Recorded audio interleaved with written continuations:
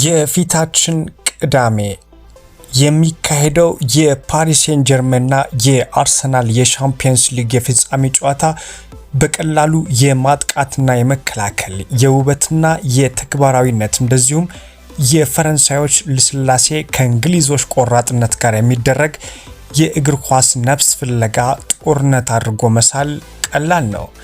ይህ ጨዋታ በአንድ በኩል ስታቲክሱን ፍንትው ያለ እውነታን ያሳያል።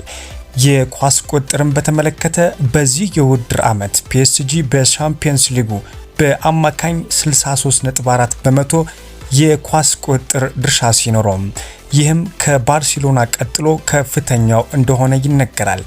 የአርሰናል የኳስ ቁጥጥር ድርሻ ደግሞ ስንመለከት 52.6 በመቶ በመሆን በሊጉ ከተሳተፉ 36 ቡድኖች 11ኛ ደረጃ ላይ ተቀምጧል። በቅብብል ስኬትም ቢሆንም የፒኤስጂ 89.3 በመቶ ሶስተኛ ከፍተኛም ሲሆን የአርሰናል 85.7 በመቶ 14ኛ ደረጃ ላይ ተቀምጧል። የተቆጠሩና የተስተናገዱ ግቦችን ስንመለከት ደግሞ ፒኤስጂ 44 ግቦችን ሲያስቆጥር አርሰናል 29 ጎሎችን ከመረብ አሳርፏል። በአንጻሩ ግን አርሰናል ያስተናገደው 6 ግቦችን ብቻም ሲሆን ፒኤስጂ 22 ግቦች ተቆጥሮበታል። የአየር ላይ ኳስ ሽኩቻን በተመለከተም አርሰናል በአንድ ጨዋታ በአማካኝ 13.4 የአየር ላይ ኳሶችን በማሸነፍ 6ኛ ደረጃን ሲይዝ ፒኤስጂ ደግሞ 9.4 ብቻ በማሸነፍ 29 ደረጃ ተቀምጧል። እነዚህ ቁጥሮች ፒኤስጂን ኳስ ተቋጥሮ እንደሚጫወትና አርሰናል ደግሞ ወደ ኋላ ፍግፍጎ ረጃጅም ኳሶች እንደሚጠቀም ፍንጭ የሚሰጡ ይመስላሉ። ምንም እንኳን የዚህ አጫዋት ዝንባሌ ሊኖር ቢችልም ባለፈው ዓመት ሁለቱ ቡድኖች በግማሽ ፍጻሜው ሲገናኙ ያየነው ግን ይህንን አልነበረም። በኤምሬትስ በተደረገው ጨዋታ ፒኤስጂ ኳስን ሲቆጣጠር በፓርክ ዴ ፕሪንስ ደግሞ አርሰናል ብልጫ ወስዶ ነበረ ጨዋታው የተጠናቀቀው። ምንም እንኳን በዚህ የውድድር ዓመት ፒኤስጂ ከቅጣት ምት ውጪ ባሉ የቆሙ ኳሶች ከአርሰናል የተሻለ ግብ ቢያስቆጥርም የአርሰናል ትልቁ የግብ ማስቆጠር እድል በማዕዘንና በቅጣት ምቶች ላይ የተመሰረተ ነው ብሎ ማሰብ ደግሞ ምክንያታዊ ያደርጋል። ነገር ግን ለአርሰናል ትልቁ አደጋ የመልሶ ማጥቃት ይሆናል። በተለይ በፈረንሳይ ሊግ 1 አብዛኛዎቹ ተጋጣሚዎች በፒኤስጂ ላይ ወደ ኋላ ፈግፍገው ቢከላከሉም ፒኤስጂ ቼልሲ፣ ሊቨርፑልና ባየር ሙኒክን ያሸነፈበት መንገድ ደግሞ ቡድኑ ምን ያህል በፈጣን ሽግግር ምን ያህል አደገኛ እንደሆነ ፍንትው አድርጎ የሚያሳይ ነው። አርሰናል ዴዚሬ ዱዌና ኬቪች ክራቫስኬሊያ የመስመር ተከላካዮቹን ይዘው እንዲሮጡ በፍጹም መፍቀድ ያለባቸው አይመስልም። ሁለቱም እጅግ ፈጣን አስደናቂ አጥቂዎችና በቀጥታ ወደ ግብ የሚገቡ አደገኛ ተጫዋቾች መሆናቸውም የሚታወቅ ነው። በዚህ ላይ የመስመር ተከላካይ ቦታ ለአርሰናል በተለይም በስተቀኝ በኩል ትልቅ የራስ ምታት ይኖራል ተብሎ ይታሰባል። ቤን ዋይት በጉልበት ጉዳት ከሜዳ ሲርቅ፣ ዩሪያን ቲምበር ደግሞ በማርች አጋማሽ በኤቨርተን በነበረው ጨዋታ ባጋጠመው የብሽሽት ጉዳት መሰለፉ እስካሁን ድረስ አጠራጣሪ ሆኗል። ማርቲን ዙቢሜንዲ በክሪስታል ፓላሱ ጨዋታ በቀኝ ተከላካይነት ቢጀምርም ቲምበር ካልተመለሰ ግን የተፈጥሮ ተከላካይ የሆነውን ክሪስቲያን ሞስኬራ ቦታውን የመሸፈን ድሉ ሰፊ ነው ተብሎ ይጠበቃል። ሞስኬራ የክራቫስኬሊያን ወደ ውስጥ የመግባት እንቅስቃሴ ለመክታት የግራ እግሩን መጠቀም መቻሉ ጠቃሚ ሊሆን ቢችልም ጆርጂያዊው አደገኛ ተጫዋች ግን የሚገጥመው የሙሉ ጊዜ የመስመር ተከላካይ ያልሆነውን ተጫዋች መሆኑ ትልቅ ስጋት በአርቴታ በኩል ተፈጥሯል።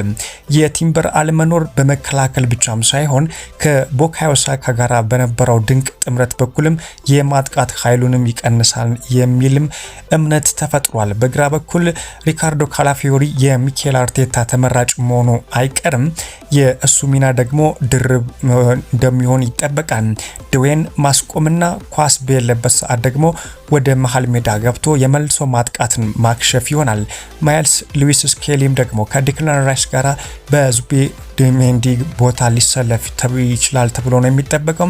ምክንያቱም በግራ ተከላካይነት መጫወት ስለሚችል በዱዌ ላይ ድርብ ጥበቃ ለማድረግና ካላፊዮሪ ወደ ፊት ሲወጣ ቦታውን የመሸፈን ግዴታም ይጣልበታል ማለት ነው።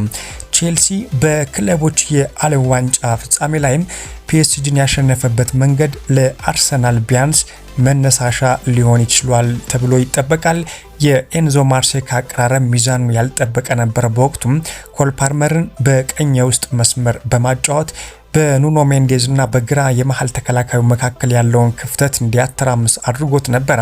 ይህ ግን ማሎ ጉስቶን በቀኝ በኩል ወደፊት እንዲገፋ መደረጉ የሚጠይቅ ነበር። ይህንን ሚና ቲምበር ሊወጣ ሲችል ሞስኬራ ግን ሊከብደው ይችላል።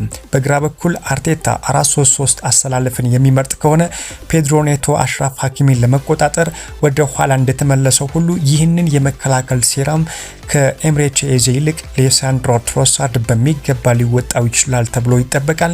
የፒኤስጂ እና የባየር ሙኒክ የግማሽ ፍጻሜ የመጀመሪያ ጨዋታ እጅግ ክፍትና ልክ እንደ ቅርጫት ኳስ ጨዋታ ከዳር እስከ ዳር የነበረ ነበር። ነገር ግን ይህ የፒኤስጂ ብቸኛ መገለጫ ወይም አንደኛው የጨዋታ ስልት ብቻ አይደለም። ፒኤስጂ አንዳንድ ጊዜ በማጥቃት ኃይሉ ብቻ ተመርኩዞ ዝርክርክ ሊመስል ቢችልም በፋቢያን ሩዝ መመለስ በባየር ሙኒክ ሜዳ ያሳየው ብቃት የመሃል ክፍሉ ምን ያህል ጠንካራ ሊሆን እንደሚችል ይገመታል።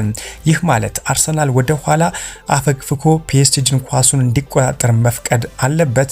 አለበለዚያ ደግሞ የመሃል ሜዳው የፒኤስጂን እንቅስቃሴ የሚያፈርስ አጥፊ ወይም ሌላ ተከላካይ ያስፈልገዋል ማለት ነው። ዘገባችን ስንቋጭ አንድ አስገራሚ ምጸት በዚህ አመት የሰማነውን በማስከተል ነው። በዚህ የውድድር አመት አርሰናል በቆሙ ኳሶች ላይ ጥገኛ የሆነ አጥቂ ተከላካይ ተብሎ ስሙ ወጥቷል። ይህ ሙሉ በሙሉ ትክክል ባይሆንም የቡድኑ የፈጠራና የማጥቃት ድክመቶች የመከላከል ጥንካሬውን ይበልጥ ጎልቶ እንዲወጣም አድርጎታል። ነገር ግን አውሮፓን ለማንበርከክና ፒኤስጂን ለማሸነፍ ምናልባት አርሰናል ይህንኑ ትርክ አቅፎ በመቀበል ተቺዎቹ እንደነዚህ ናችሁ ያሉትን የብረት ግንብ ማንነት ሜዳ ላይ በተግባር ማሳየት ይኖርበታል ሲሉ ከቡድኑ ጋር ቅርብ ግንኙነት ያላቸው የእግር ኳስ ሰዎች ተናግረዋል።